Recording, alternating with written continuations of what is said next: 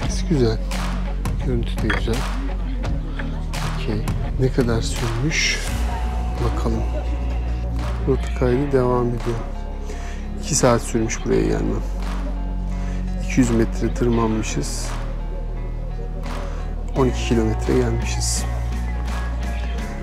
Gümüşlük'ten Yalıkavak'a giden yollar çok inişli çıkışlı, bisiklet için sıkıntılı burada da. Çok fazla yolda çok fazla arıza var. O yüzden çok hızlı gidemedim. 2 saatte geldim. Yalıkavak sahil burası. Teknelerin hemen yanında belediye kafe var. Orada bir çay içip ondan sonra Yalıkavak'ta biraz gezdikten sonra koyun gideceğim. Koyun karşıda. İlk gördüğüm burada balıklar görünüyor. Yani acayip, deniz derin. Burada tekneler ve karşıda yelkenler. Yalıkavak açıklarına doğru gidiyorlar.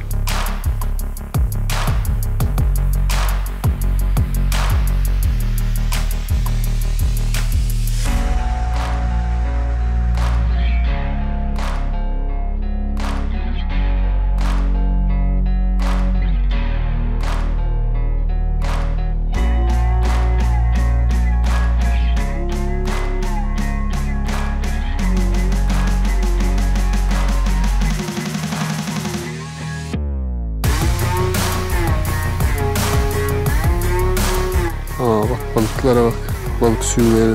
Buradan çok güzel görünüyor. Kamerada çıkacak mı bakalım. Yalıkavak'ta en sevdiğim yerlerden biri de burası. Burada arda arda birkaç tane iskele var. 4-5 tane.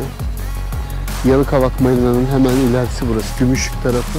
Burada gün batımı muhteşem oluyor. İlk turda burada gün batımını izlemiştim. Efsaneydi. Çok güzel fotoğraflar çekmiştim. Şimdi de tekrar bir görmek istedim gündüz, öğlen vakti. Geçen yılki turda burada gün batımını çekmiştim işte tam bu noktada. İşte burası bu yüzden bu kadar özel. Yalıkavak'a Yalıkavak yapan denizi ve muhteşem havası. Marina'yı gezmek için bu tarafa doğru gelmiştim ve sonra burayı keşfettim. Burada muhteşem bir sahil var. Buna ait muhteşem iskeleler var. Ve buranın gün batımı gerçekten eşsiz. Bence Yalıkavak'taki en iyi 1-2 yerden biri.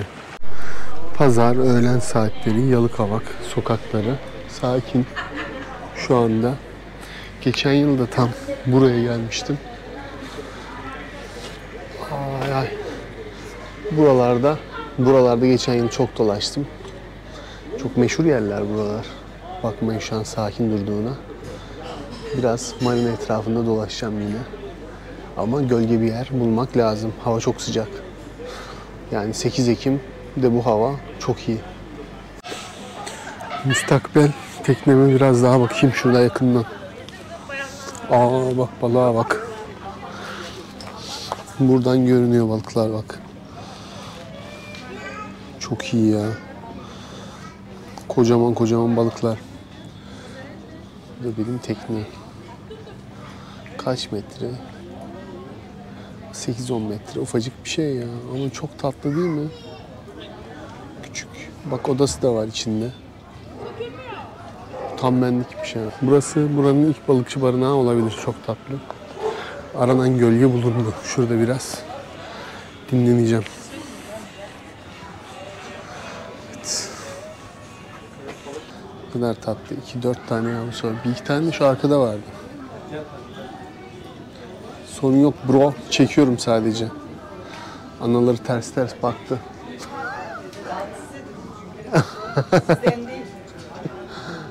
Demek ki benden rahatsız olmamış. Bıraktı gitti bak.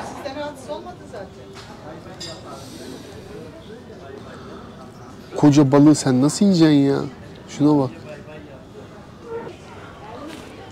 Burada taş bir bina var. Budur ya. Ya beyaz ya da bu. Bu çok tatlı bak. İkisinden biri. Bakacağız. Onu sorarız uzmanlarına. Hangisi bize daha iyi gider. Ama şu beyaz tam benlik gibi görünüyor ya. Bak. İşte geldi özel harekat. Bisikletçi. Diğerlerinden hemen ayrıldı bak. Bisikletin yanına geldi. Pedallayacak, atlayacak, götürecek bisikleti neredeyse bak. Aktarıcıları kontrol ediyor, lastikleri kontrol ediyor sıkıntı var mı diye. Kardeşleri de burada balıkları götürüyor. Aa, 2 tane oldular. Bunların ikisi bisikletçi olur. Bak. Burası da Yalıkavak Çarşı. Şurada bir cheesecake'çi açsak çok iyi olmaz mı? Bak ne güzel küçük küçük dükkanlar var. Ah mesela. Burger. Bak burada da var.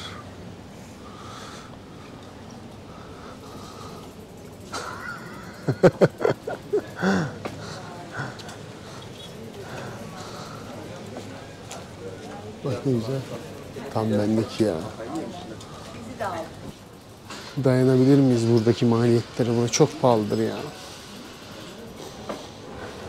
Ve Ekim'de o kadar da kalabalık değil. Bir kıraathane var bak benim meşhur takıldığım. Yine oraya gideceğim. Burada geçen yılda oturup telefonları şarj etmiştim. Full. Bisikleti şuraya bırakalım. Hop. Yine aynı yerdeyim. Geçen sefer burada gece oturmuştum. Yalıkavak Merkez Kıraathanesi. İstedim şöyle.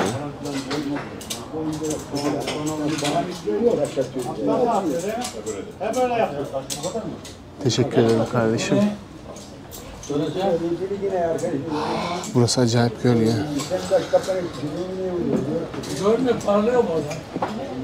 Burası en güzel Yalıkavak manzaralarından birinin olduğu bir seyir terası. Benim gideceğim koy ileride, şu tepenin arkasında. Burada ileride solda bir halk plajı daha var fakat çok uzakta. Benim bir çadırı onarmam lazım güneş batmadan önce. O yüzden o tarafa gitmeyi düşünüyordum ama iptal ettim. Hemen buradan gidip plajda çadırımı tamir edip kamp yerimi belirleyeceğim. Bu arada buradaki cami de tuvaleti kapalı. İmamı tebrik ediyorum yani tuvaletleri kapatarak büyük bir başarı elde etmiş kendisi. Yani nedir gerekçe? Burada içenler var, kullanmasınlar gibi bir gerekçe ise saçma. Yani gerçekten çok acayip. O kaza oluyordu. Burada yollar tehlikeli. Sezonda gelince durumlar böyle nanay. Müzik de var. İnşallah kesebiliriz onu. Buralar şu anda çok kalabalık. Geçen yıl geldiğimde tek başıma kaldım burada ya. Şaka gibi. Şu kalabalığa bak.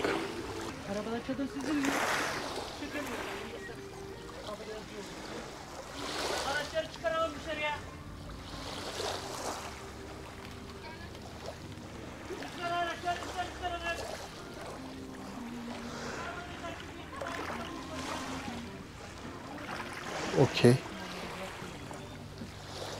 Çadırları kaldırılmıyor. Bakalım ne yapacağız.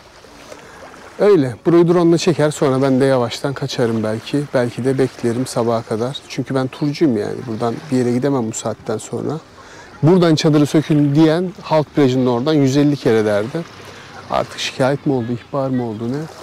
Sökün yoksa işlem yapacağım diyor. Bakalım. Ben biraz drone'la takılayım. Sonunda ne olacak? Evet şu an arkada kavga ediyorlar. Çadırı sökersin sökmezsin kavgası. Ben çadırı belki sökerim. Ama buradan ayrılmayı düşünmüyorum. Gece 12'ye kadar falan burada beklerim. Evet olay büyük. Baya tartışıyorlar. Turda ilk kez bir yerde çadırı kaldırın diyorlar. Neden oldu anlamadım. Adam da bayağı gergin. Göreceğiz bakalım. Beni bayağı sıkıntılı bir akşam bekliyor aslında ama ben alıştığım için çok zorlanacağımı sanmıyorum. En fazla 12'ye 1'e kadar otururum burada. Sabaha kadar otururum. Ne olacak? Burası Yalıkavak. Akrep yok. Bir şey yok buralarda. Ben bir sorun yaşayacağımı düşünmüyorum. Gece 11-12 civarı atmıştım geçen de çadır zaten. Kimse olmamasına rağmen. Şimdi de o civarda atarım. 11'den 12'den sonra da kimse gelmez. Şu anda amaç buradaki araçları çıkartmak. Göreceğiz bakalım.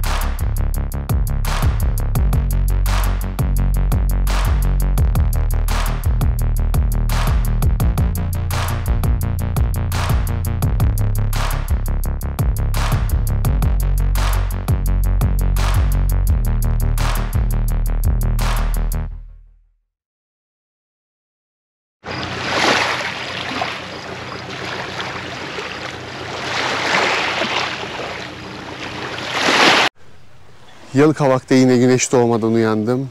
Hızlıca hazırlanıp yola çıkıyorum. Bugün yapabildiğim kadar uzun yol yapacağım. Milas'a doğru gidiyoruz.